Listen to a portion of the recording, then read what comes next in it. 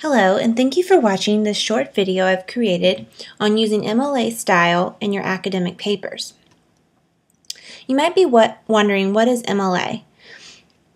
The Modern Language Society, MLA, is the creator of MLA style.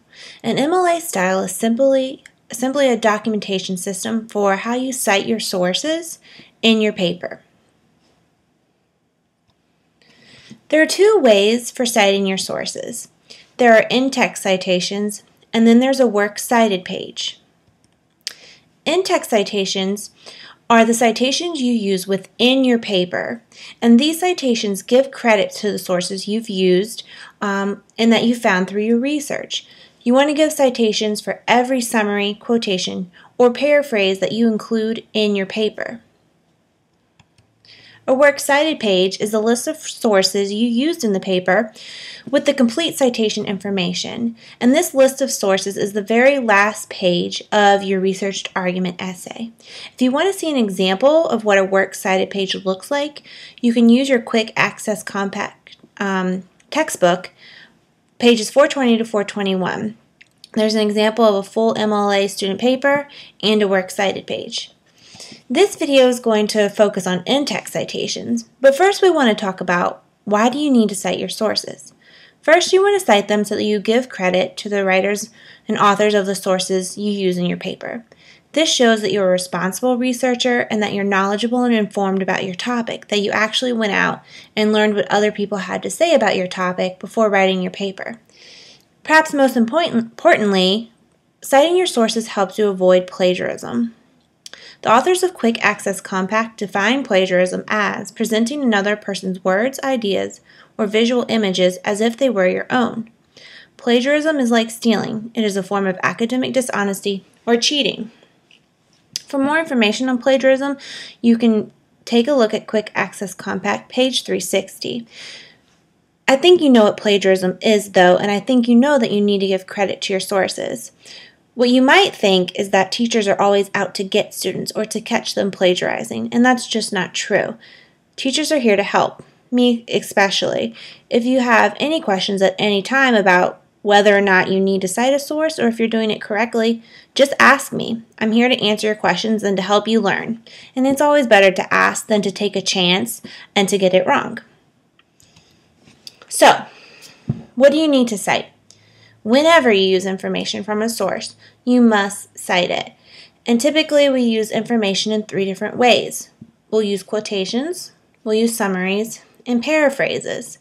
For more information on what quotations look like, what summaries are, and what paraphrases are, you can reference these page numbers I've provided for you. But just remember, quotations, summaries, and paraphrases all need citations.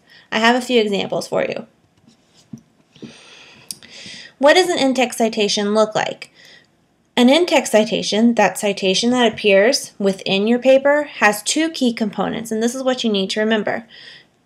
You need a signal phrase for every quotation, summary, or paraphrase, and you need to provide a page number when necessary for each quotation, summary, or paraphrase. Now, the signal phrase, as I'll show you in a second, will include the writer's name before you provide the quotation, summary, or paraphrase. It's like a little introductory statement for your quotation, summary, or paraphrase. So here's an example of a paragraph that came from an article I recently published. What I've done is I've highlighted the signal phrase in purple and then the page number in purple, and these two components make a complete citation. So my first sentence here is my sentence, written by me, original thought. My second sentence, I'm going to quote from Bystrom's article. So I have my signal phrase that says, as Valerie Bystrom suggests, on its most basic level, a learning community is, and here's where the quotation begins, so I have quotation marks, a course of study designed by two or more faculty, which includes work in different disciplines and integrated around a particular issue or theme. Now this quotation came from page 247 of her article, so I must include in parentheses the page number, and then the period goes on the right side of the final parenthesis. Again, the next sentence starts with an introductory signal phrase because I'm going to use another quotation, and it ends with a page number from where that quotation came within Jones' Lofgraben and Morse's article. Here's an example of how citations work with summaries. Remember, a summary is a statement in your own words. You're rephrasing an idea or a whole page from a document. So here I start with my signal phrase with the author's names for Harbor and Evie. The orange part is a summary from their article.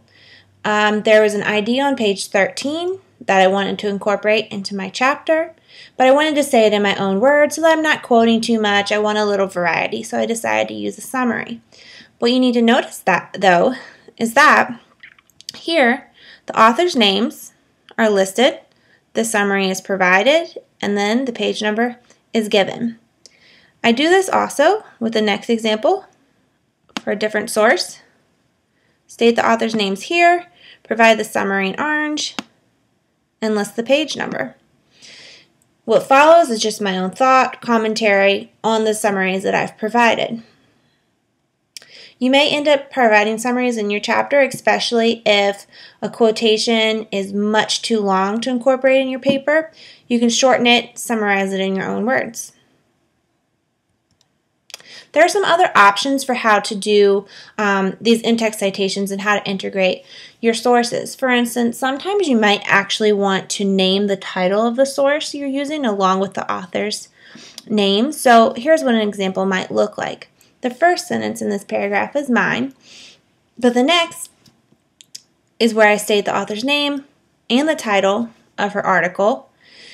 I provide the summary and then the page number at the end. Another option is that you might not want to include a whole quotation and just part of it, and you want to integrate that into your own sentence. An example begins here with this sentence, where I say, this metacognitive awareness allows students to, and here's where I just want to use a bit of a quotation in my own sentence, and that came from someone else.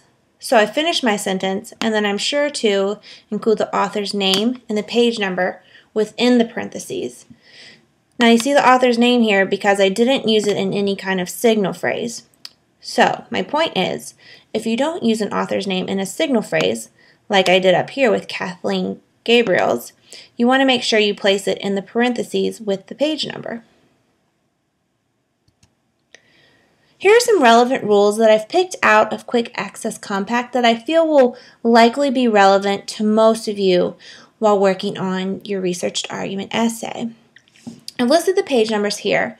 You'll have to go through Chapter 35 on your own to find all the rules that might apply to your sources, but you can find on 381 rules for citing sources that have more than one author. If you have a source that has a corporate author or a group author rather than a single person, you'll want to check out page 382. So if you have a government organization sponsoring your publication, you might end up citing them as the author. If you have a source with no author, you'll want to look at page 382. You'll find rules there. And if you have electronic sources with or without page numbers, there are specific rules for citing those sources.